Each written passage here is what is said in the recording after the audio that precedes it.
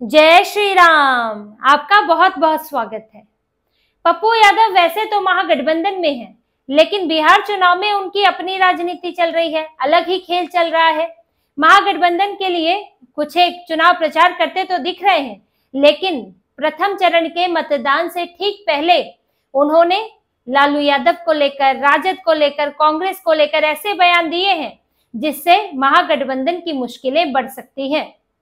लालू यादव जो कि जंगल राज के लिए बदनाम है, आज भी ऐसा डर है बिहार के लोगों में कि पुराने दिनों को सोचकर कांप जाते हैं और इसीलिए लालू यादव से, राजद से दूर भागते हैं। उन्हीं लालू यादव की छवि को सुधारने के लिए तेजस्वी यादव बार बार रोजगार, नया बिहार, शिक्षा, स्वास्थ्य सबकी बातें करते हैं, लेकिन पप्पू यादव ने लालू यादव को सीधे सीधे जंगल राज गुंडा माफियाओं से जोड़ दिया। उस इंटरव्यू में उनसे सवाल हो रहे थे रैली को लेकर, टिकट को लेकर, माफियाओं को टिकट, और जो हाल में कुछ एक घटनाएं हुई, अपराध की घटनाएं, ये सब पर सवाल हो रहे थे। अब इसमें उन्होंने सवाल उठा दिया पप्पू यादव ने कि लालू यादव को दानापुर नहीं जाना चाहिए था। रीतलाल यादव जो कि बाहुबली है, रंगदारी के मामले में भागलपुर में जेल में बंद है, उसके प्रचार के लिए लालू यादव चले गए रोड शो करने के लिए रीतलाल यादव के प्रचार में। अब पप्पू यादव ने यही सवाल उठाया कि लालू यादव को नहीं जाना चाहिए था। अगर आप इसी तरह से माफियाओं के लिए प्रचार करेंगे तो फिर आपकी जो छवि है वही चीजें बनी रहेंगी।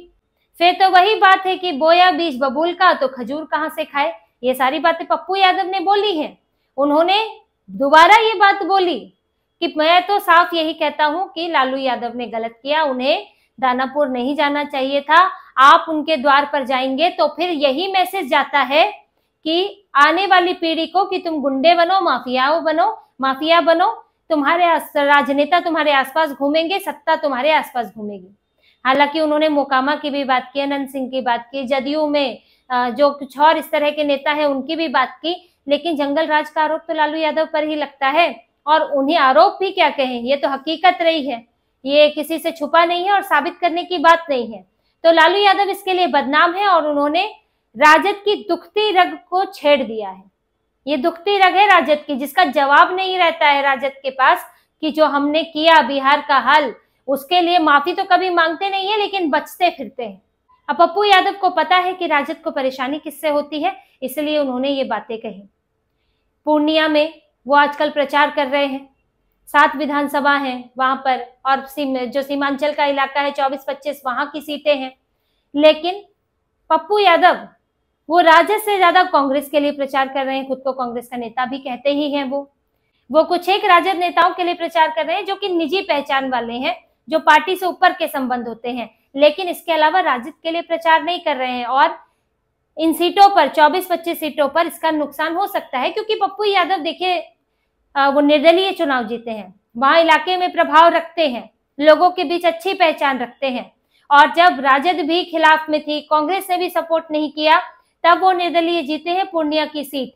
तो यानी कि पप्पू यादव क्या कहते हैं, पप्पू यादव किस तरफ झुकाव रखते हैं, ये मायने रखता है महागठबंधन के लिए।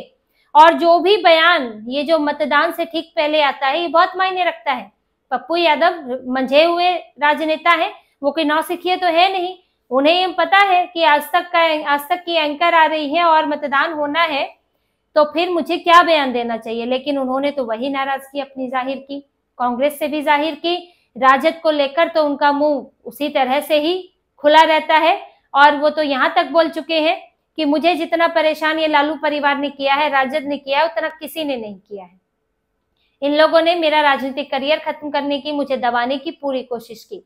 तो राजद से उनका बहुत पुराना नाता भी है और बहुत पुरानी दुश्मनी के हालात भी हैं कि पप्पू यादव और तेजस्वी यादव साथ नजर नहीं आते हैं। यहाँ तक कि कांग्रेस ने तेजस्वी यादव को सीएम चेहरा मान लिया, लेकिन पप्पू यादव ने नहीं माना।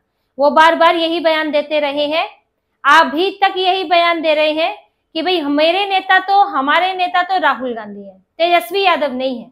तेजस्वी यादव के जो मुद्दे हैं वो अलग है, हमारा तो वोट चोरी का मुद्दा है और वही बिहार में चल रहा है, वो साफ तौर पर नकार देते हैं। तो पप्पू यादव की ये जो नाराजगी है, ये राजद पर भारी तो पड़ने ही वाली है, महागठबंधन पर भारी तो पड़ेगी ही। लेकिन पप्पू यादव ने इस बार जो है कांग्रेस को भी नहीं बख्शा, सवाल हो रहा था रैली करने का, तो उन्होंने बताया कि मैं कितनी रैली, लगभग 40 रैली कर चुका हूँ, रैली, छोटी जनसभाएं, ये सब कर चुका हूँ, अधिकतर कांग्रेस के लिए ही उन्होंने की है। लेकिन उन्होंने कहा कि कांग्रेस में मुझे सम्मान नहीं मिला, सिवाय राहुल गांधी, प्रियंका गांधी को छोड़कर मुझे किसी और ने सम्मान नहीं दिया। ये मेरा एक तरफा प्यार ही कांग्रेस से चल रहा है।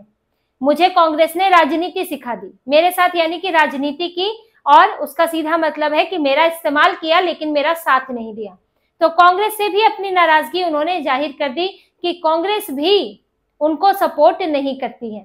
अब देखिए इस बयानों से होता क्या है। जो पप्पू यादव के समर्थक हैं उनको तो ये क्लियर संदेश होना चाहिए, स्पष्ट संदेश होना चाहिए कि किसकी तरफ जाना है। अब क्योंकि पप्पू यादव महागठबंधन में है तो वैसे तो दिखता है कि महागठबंधन की तरफ जाना है, लेकिन जब वो ऐसे बयान देते हैं तो समर्थक जो है वो उलझन में पड़ जाते हैं कि उन्हें जाना किस तरफ है। जब राजद के साथ बनती नहीं, तेजस्वी यादव पसंद नहीं करते, यहाँ से कांग्रेस सपोर्ट कर नहीं रही है, तो क्या हमें वोट देना चाहिए महागठबंधन को? तो यहाँ कंफ्यूजन हो जाती है। फिर ऊपर से राजद के साथ तो उनकी पुरानी जो चीजें चल रही है वो सबके सामने है।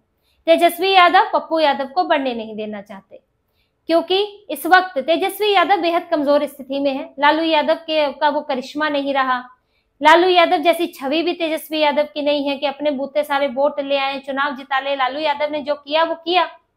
अब लालू यादव की छवि भी खराब है। अभी तो वो बिल्कुल राजनीति में ना के बराबर है, कहने को है लेकिन वो प्रभाव नहीं है। अब अगर तेजस्वी यादव के सामने यादवों का कोई और नेता खड़ा हो जाता है तो तेजस्वी यादव छोटे पड़ जाएंगे, इसीलिए पप्पू यादव को किनारे किया जाता है। पप्पू यादव अपने इलाके में कम से कम, पूर्णिया में कम से कम यादवों के नेता हैं, लेकिन उनको स्वीकार नहीं किया जाता है। जहां पर 2% 3% की आबादी में मुकेश सहनी को डिप्टी सीएम बनाने की बात हो रही है, वहां पर पप्पू यादव को साथ में स्टेज पर भी चढ़ने नहीं दिया जाता। उसकी वजह यही है।